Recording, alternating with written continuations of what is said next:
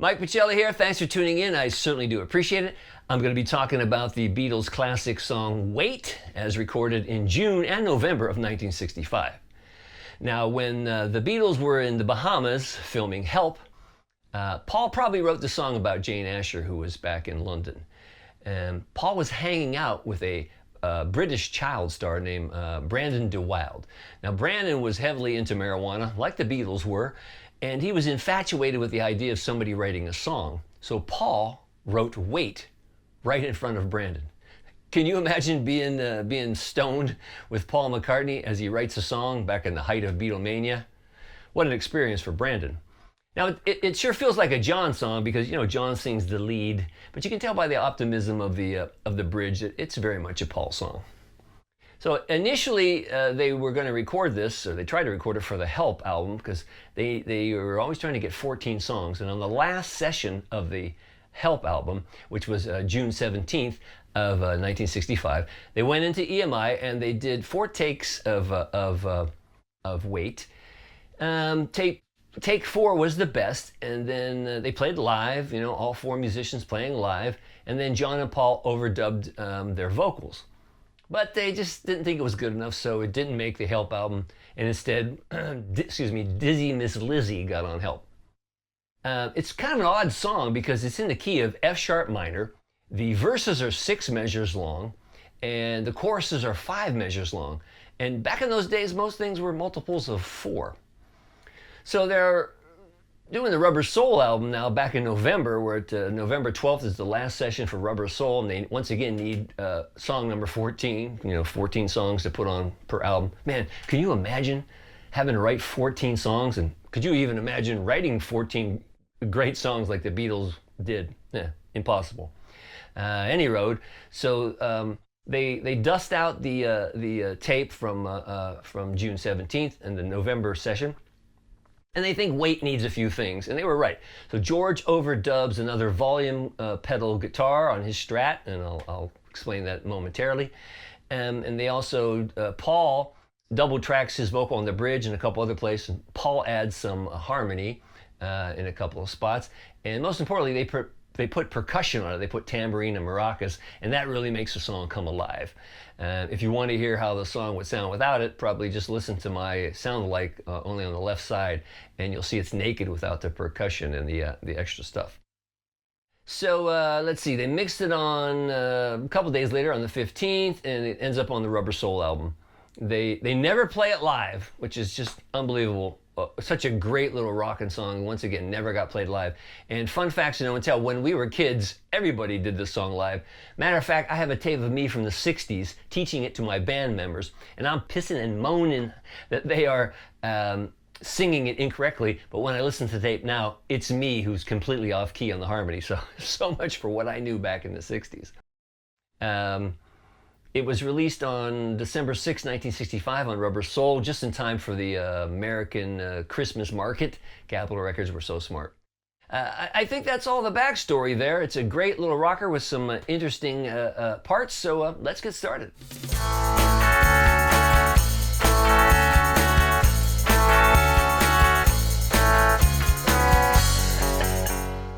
George Harrison is doing the lion's share of the guitar work on Wait, and he's playing his Sonic Blue Fender Stratocaster that he started using on the Help session. Actually, roadie Mal Evans was sent out to get a couple of Stratocasters, and he came back with 2 Sonic Blue Fender Stratocasters that George and John both played, similar to this reissue. This is a Fender authorized Japanese reissue, which I highly recommend. Fantastic guitar. And he also is using a volume pedal to get his effect, which, in case you don't know, a volume pedal it's a pedal with a volume potentiometer. When it's up, the guitar is off. When you press down, the full volume. So he plays and he presses. Like if you play a chord, so you can shut the guitar off if you want. And that's how he gets that cool sound. Now, when Paul writes the song, I'm betting dollars to donuts, he wrote it in F sharp minor, and he wrote, with these chords, he wrote F sharp minor, oops, to B minor, to F sharp minor, C sharp 7th to F sharp minor. So if you played chords, it would be.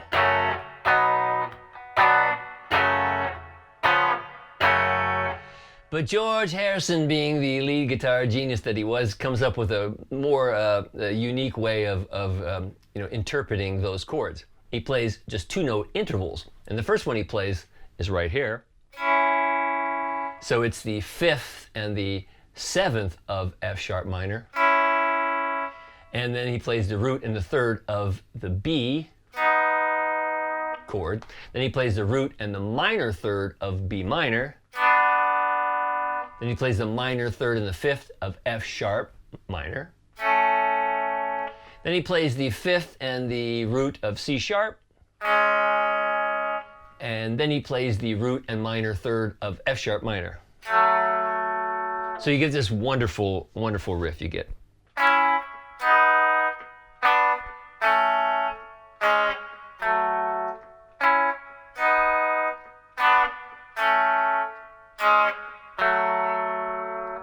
Gotta just love that, huh? Now on the chorus, I'm betting dollars to donuts that Paul just wrote between like an A and a D, because that's what Paul plays. So he probably wrote,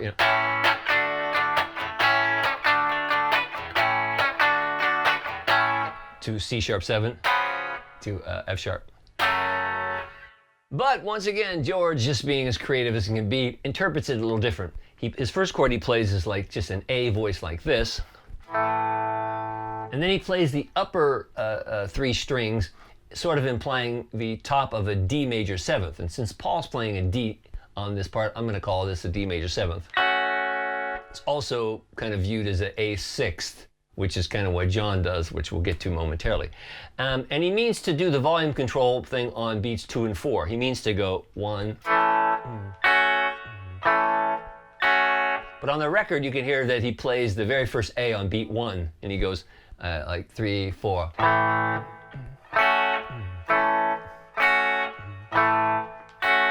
But when you do it, just either if you want to get that first measure on 1 is okay. But again, the rest of the times he plays on 2 and 4, so it's just 1.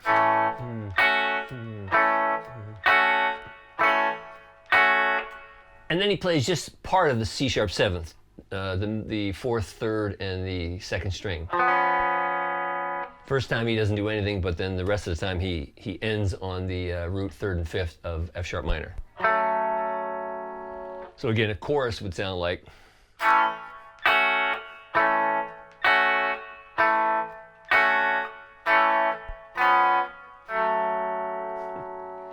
Okay? Now on the bridge, on this initial track, he just plays single notes. He plays a low B, to an E, to an A, to a C sharp, again a B, E, A. Then he plays what's implied as like a C sharp suspended, like. But the very first time he just gets these 2 notes and just plays a C sharp. So I'll play the bridge. It's and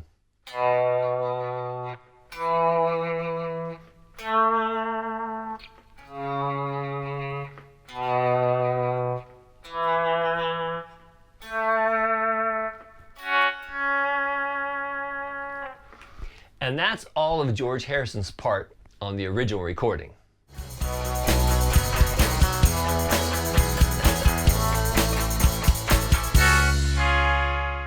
So when they come back in the studio in November, George wisely adds a couple of more volume control parts. On the chorus, he doesn't play at all on the verse, but on the chorus, he voices the top part of a D major 7th like this. And he plays these chords with the volume pedal on the end of 2 for the first 3 measures. So during wait, he goes 1, 2. The tears we cry, right? And that's it. Adds a lot. You can hear it on the right channel of my sound alike, and it really works with what he played initially and what the rhythm John plays. So it was a brilliant little part.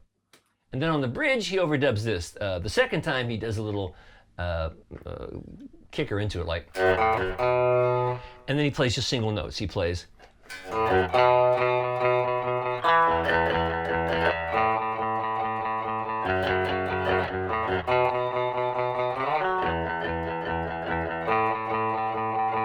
And then to accentuate that kind of C sharp suspended sound, he goes. And together it gets that real full sound. And those are all the parts. Charts and tabs at MikePachelli.com if you want to get it exact. And only other thing is at the very end, he overdubs three notes. These three notes, a C sharp, an A, and an F sharp. Those are the very last notes you hear. All right? So those are all the overdub parts that George did.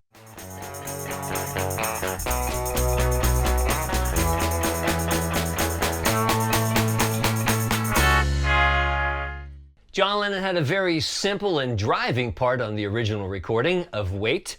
He's using his Rickenbacker guitar, and he doesn't play on the verse, but he does play on the chorus, and he's probably thinking just like A to A6, because he bars an A chord and plays like this. He plays, and then he pinkies down on the F sharp, fret 7 of the B string, to get what sounds like an A6. So his part is.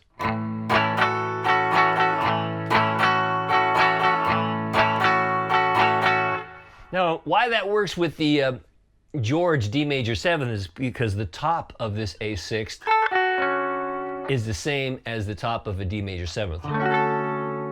So, and the A is the 5th of D, so it just all works together. It's either John Lennon reckless abandon or rhythmic genius. You decide. But again, that's the part. Just play a low A note, strum an A chord, pinky down to get an A6.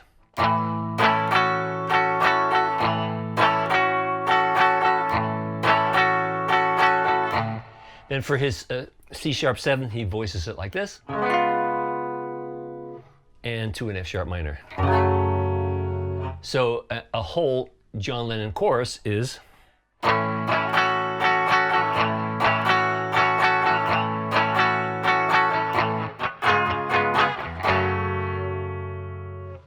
Now on the bridge, he just power chords pretty much root 5th and a little more from a B up to an E, A, F sharp, and repeats the first 3 measures.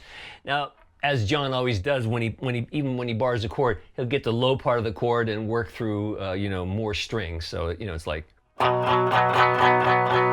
same thing on the E,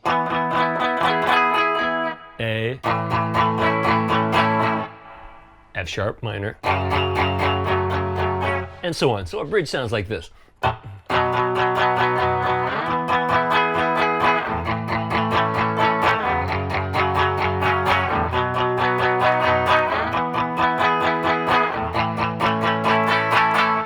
And then he stops. And that's what he plays on the bridge. So that's everything you need to play Wait like John Lennon. Okay, once again, I put it all together in a sound alike so you could see how all the parts fit together. So let's check this out. It's been a long time, now I'm coming back home. I've been away now, oh how I've been alone. Wait till I come back to your side. We'll forget the tears we cried. But if your heart breaks, don't wait, turn me away. And if your heart's strong, hold on, I won't delay. Wait till I come back to your side. We'll forget the tears we cried. I feel as though you ought to know that I've been good as I can be. And if you do, I'll trust in you and know that you will wait for me. It's been a long time, now I'm coming back home. I've been away now, oh how I've been alone. Wait till I come back to your side. We'll forget the ought to know that I've been good as I can be. And if you do, I'll trust in you and know that you will wait for me. But if your heart breaks, don't wait, turn me away. And if your heart's strong, hold on, I won't delay. Wait till I come back to your side. We'll forget the tears we cried. It's been a long time, now I'm coming back home. I've been away now, oh how I've been alone.